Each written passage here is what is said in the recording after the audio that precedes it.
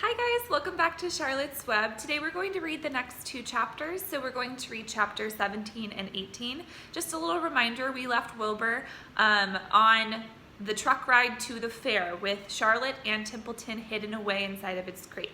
So let's see what happens when they make it to the fairgrounds.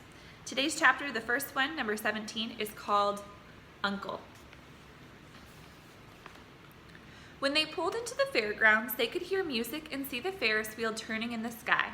They could smell the dust of the racetrack where the sprinkling cart had moistened it, and they could smell hamburgers frying and see balloons aloft. They could hear sheep blading in their pens.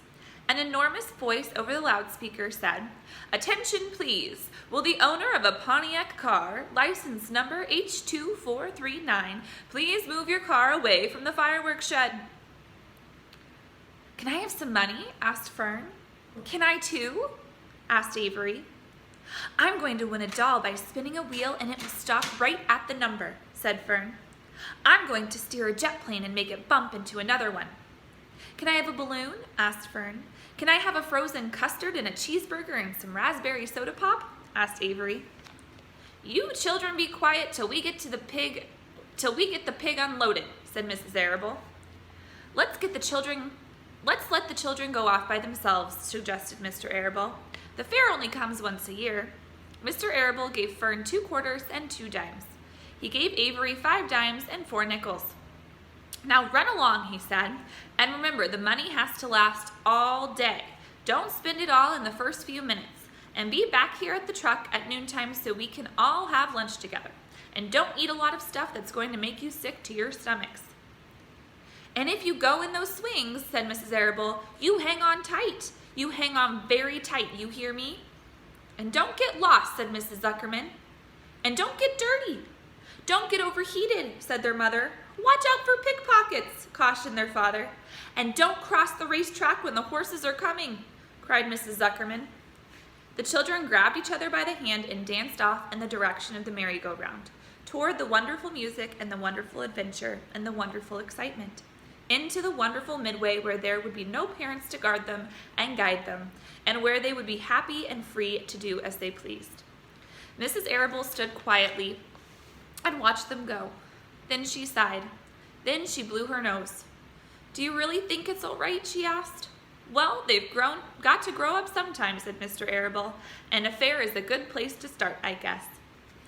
Before we keep going, here's a nice big illustration. There's Fern and Avery heading off into the fair.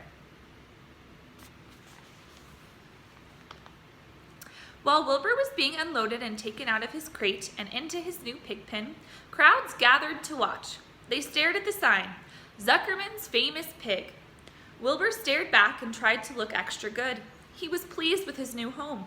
The pen was grassy, and it was shaded from the sun by a shed roof. Charlotte, watching her chance, scrambled out of the crate and climbed a post to the underside of the roof. Nobody noticed her. Templeton, not wishing to come out into broad daylight, stayed quietly under the straw at the bottom of the crate.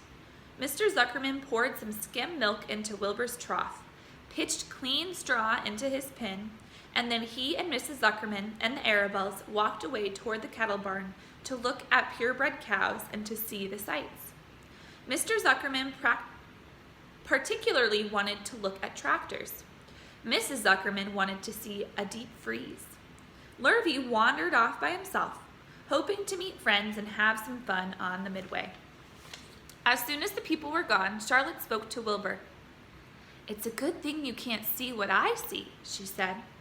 "What do you see?" asked Wilbur. "There's a pig in the next pen, and he's enormous. I'm afraid he's much bigger than you are." "Maybe he's older than I am and has more time to grow," suggested Wilbur. Tears began to come to his eyes. "I'll drop down and have a closer look," Charlotte said. Then she crawled along a beam till she was directly over the next pen. She let herself down on a dragline until she hung in the air just in front of the big pig's snout. "May I have your name?" she asked politely. The pig stared at her. "No name," he said in a big, hearty voice. "Just call me Uncle." "Very well, Uncle," replied Charlotte. What is the date of your birth? Are you a spring pig? Sure, I'm a spring pig, replied Uncle. What did you think I was, a spring chicken? Ha ha! That's a good one, eh, sister? Mildly funny, said Charlotte. I've heard funnier ones, though. Glad to have met you, and now I must be going. She ascended slowly and returned to Wilbur's pen. He claims he's a spring pig, reported Charlotte. And perhaps he is. One thing is certain, he has a most unattractive personality.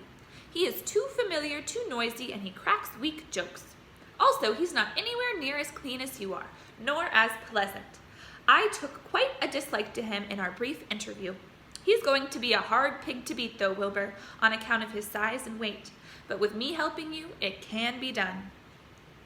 When are you going to spin a web? Asked Wilbur. This afternoon. Late, if I'm not too tired.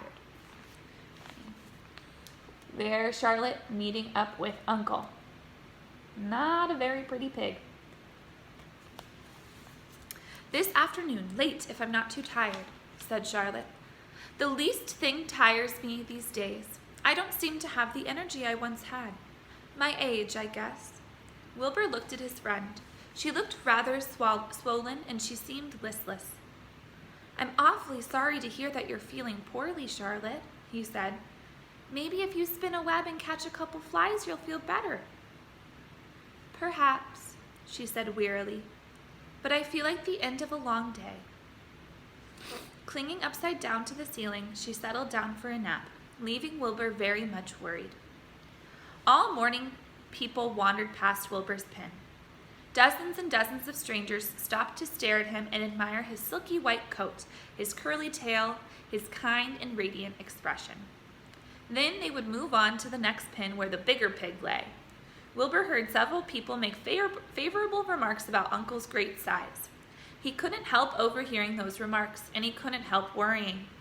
And now, with Charlotte not feeling so well, he thought, oh dear. All morning, Templeton slept quietly under the straw. The day grew fiercely hot. At noon, the Zuckermans and the Arables returned to the pig pen. Then, a few minutes later, Fern and Avery showed up. Fern had a monkey doll in her arms and was eating Cracker Jack. Avery had a balloon tied to his ear and was chewing a candied apple. The children were hot and dirty. Isn't it hot? Said Mrs. Zuckerman. It's terribly hot, said Mrs. Arable, fanning herself with an advertisement of a deep freeze. One by one they climbed to the truck and opened lunch boxes. The sun beat down on everything. Nobody seemed hungry. When are the judges going to decide about Wilbur? Asked Mrs. Zuckerman. Not till tomorrow, said Mr. Zuckerman. Lurvy appeared carrying an Indian basket that he had won. That's just what we need, said Avery, a blanket. Of course it is, replied Lurvy, and he spread the blanket across the sideboards of the truck so that it was like a little tent. The children sat in the shade under the blanket and felt better. After lunch, they stretched out and fell asleep. All right, that is the end of chapter 17. Let's go ahead and move on to chapter 18, The Cool of the Evening. In the cool of the evening, when the shadows darkened the fairgrounds, Templeton crept from the crate and looked around. Wilbur lay asleep in the straw. Charlotte was building a web. Templeton's keen nose detected many fine smells in the air. The rat was hungry and thirsty. He decided to go exploring without saying anything to anybody, and he started off. Bring me back a word, Charlotte called after him. I shall be writing tonight for the last time. The rat mumbled something to himself and disappeared into the shadows. He did not like being treated like a messenger boy. After the heat of the day, the evening came as a welcome relief to all. The Ferris wheel was lightened now. It went round and round in the sky and seemed twice as high as by day. There were lights on the midway, and you could hear the crackle of the gambling machines and the music of the merry-go-round and the voice of the man in the Beano booth calling numbers. The children felt refreshed after their nap. Fern met her friend Henry Fussy, and he invited her to ride with him in the Ferris wheel. He even bought a ticket for her, so it didn't cost her anything. When Mrs. Arable happened to look up into the starry sky and she saw her daughter sitting with Henry Fussy and going higher and higher into the air, and saw how happy Fern looked, she just shook her head. My, she said, Henry Fussy, think of that. And there we have a picture of Templeton hidden away in his little section. Okay, I will be right back. I'm going to go get my puff really quick.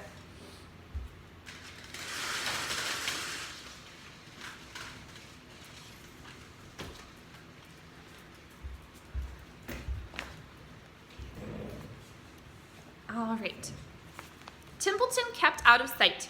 In the tall grass behind the cattle barn, he found a folded newspaper. Inside it were leftovers from somebody's lunch, a deviled ham sandwich, a piece of Swiss cheese, part of a hard-boiled egg, and the core of a wormy apple.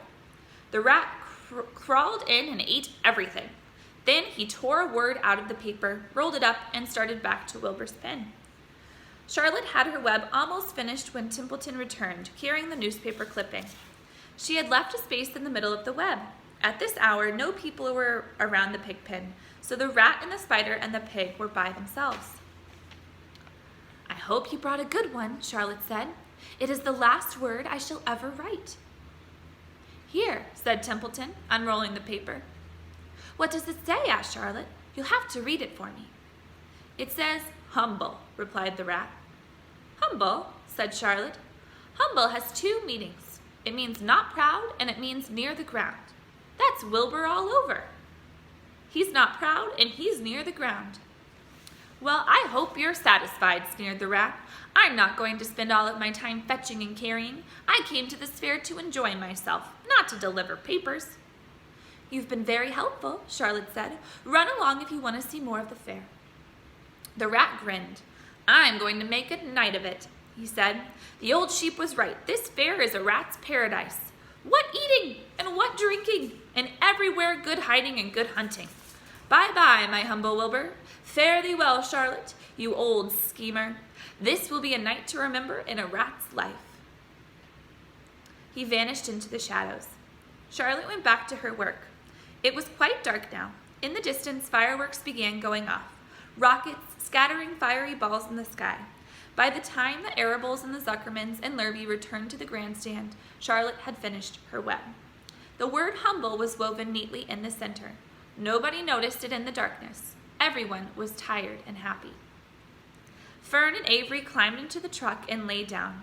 They pulled the Indian blanket over them. Lurvy gave Wilbur a forkful of fresh straw. Mr. Arable patted him. Time for us to go home, he said to the pig. See you tomorrow. The grown-ups climbed slowly into the truck, and Wilbur heard the engine start, and then he heard the truck moving away in slow speed. He would have felt lonely and homesick had Charlotte not been with him. He never felt lonely when she was near. In the distance, he could still hear the music of the merry-go-round. As he was dropping off to sleep, he spoke to Charlotte. Sing me that song again, about the dung in the dark, he begged. Not tonight, she said in a low voice. I'm too tired. Her voice didn't seem to come from her web. Where are you? Asked Wilbur. I can't see you. Are you on your web? I'm back here, she answered, up in this back corner. Why aren't you on your web? Asked Wilbur. You almost never leave your web. I've left it tonight, she said. Wilbur closed his eyes. Charlotte, he said after a while, do you really think Zuckerman will let me live and not kill me when the weather becomes cold? Do you really think so? Of course, said Charlotte. You are a famous pig, and you are a good pig. Tomorrow, you will probably win a prize. The whole world will hear about you. Zuckerman will be proud and happy to own such a pig. You have nothing to fear, Wilbur, nothing to worry about. Maybe you'll live forever, who knows? And now, go to sleep. For a while, there was no sound. Then Wilbur's voice. What are you doing up there, Charlotte? Oh, I'm making something, she said. Making something as usual. Is it something for me? Asked Wilbur.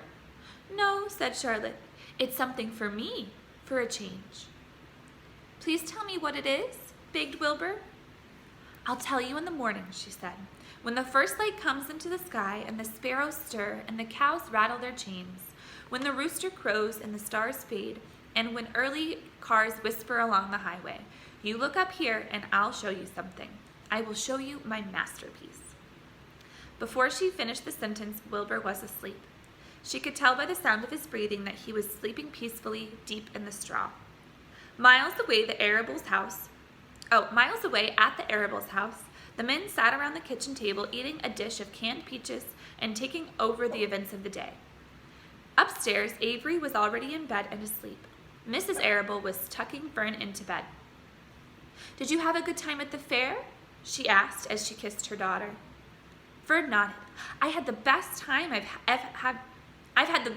have ever had anywhere or any time in all of my life." "Well," said Mrs. Arable, "isn't that nice?" And that is the end of chapter 18. So we'll go ahead tomorrow and move forward with the egg sack. Bye, guys.